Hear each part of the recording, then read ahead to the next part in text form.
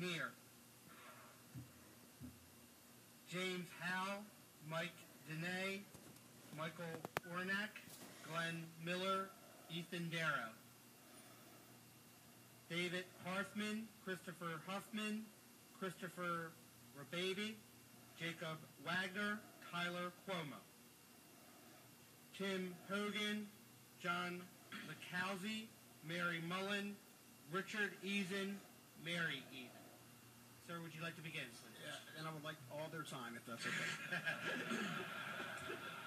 I'm number 297, and my girlfriend is 298, and she had to leave to be with our son. My name is Scott Cutlip. I live in Edgewater, Maryland, which is Anne Arundel County.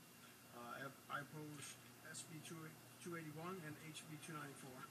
I would like to start off by saying, 1 minute sure is enough time to tell you how I feel. This bill is going to not only substantially burden lawful gun owners, it will eventually criminalize us. Have you read this bill?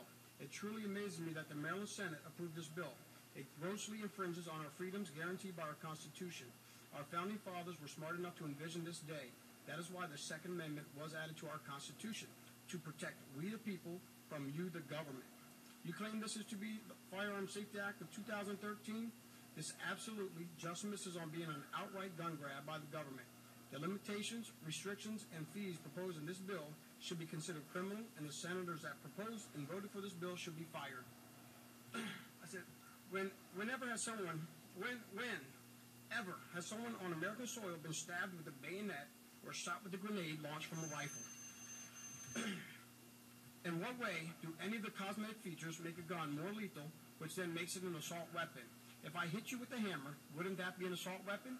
If an officer can shoot you with his gun as you try to run him over, at that point that car is an assault weapon.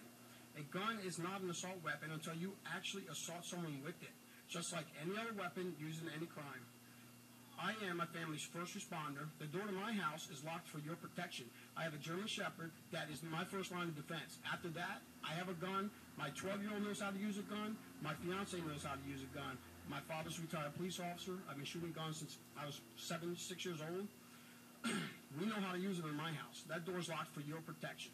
I would like to set the record straight for the politicians and for the governor of Maryland. You do not have the support of the majority of gun owners. Claiming that is an outright lie.